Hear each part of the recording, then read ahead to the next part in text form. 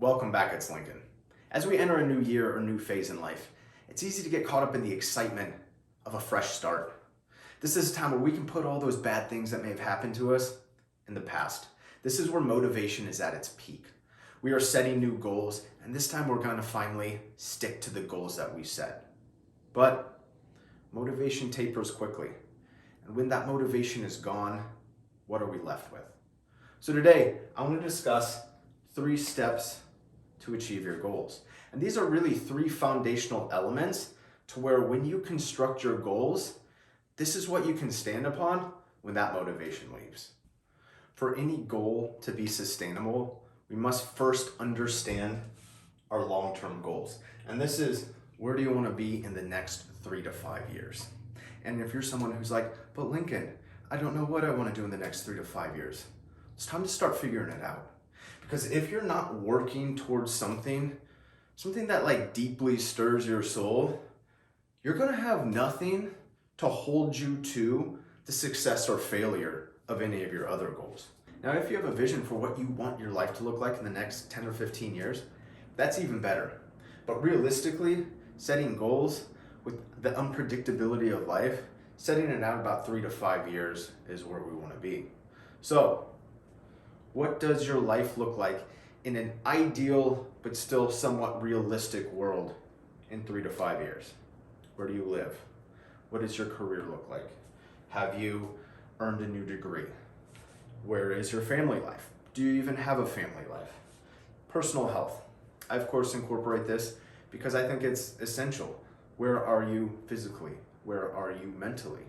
Now, once you set these goals, then you can kind of start setting up the way you live your life in alignment with these goals.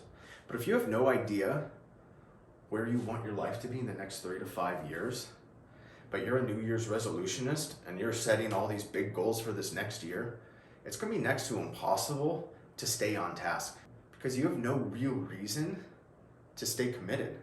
Because if you succeed or fail, it doesn't really matter in the long term for where your life is heading. Now, once we have an understanding and are deeply connected to our long-term goals, it's time to move down to our short-term goals. What do I want to accomplish in the next 6 to 12 months?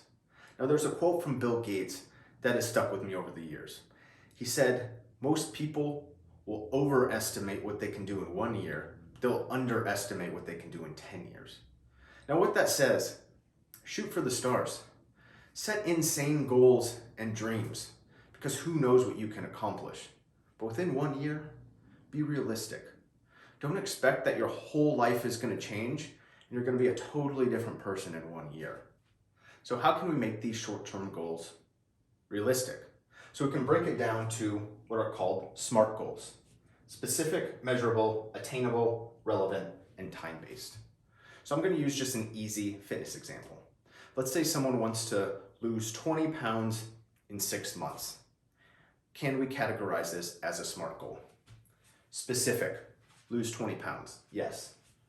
Measurable, 20 pounds, we can step on a scale and we can measure it, so yes. Attainable, yes, it is realistically possible to lose 20 pounds in 6 months in a healthy way, as long as a person has 20 pounds to lose. Relevant, now the relevance is dependent on, does losing this 20 pounds take me closer to my 3 to 5 year goal, my long-term goal? Because if losing 20 pounds is irrelevant to my long-term goal, then no, it is not relevant. And then finally, time-based. 6 months, we gave it a time. So yes, it is time-based. So that is just an easy example of what a SMART goal looks like. Now, once we have set these SMART short-term goals that are in direct alignment with our long-term goals, we'll come to the final step in the process. The final step that's going to help us achieve these goals that we've set for this new year or for this new phase in life. So for those of you who have known me for any period of time, you know that I preach daily habits and routines.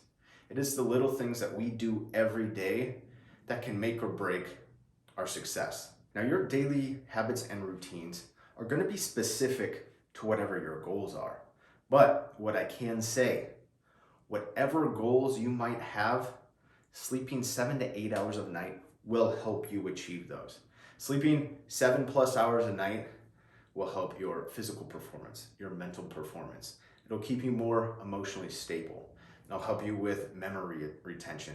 It'll help you learn and improve on skills.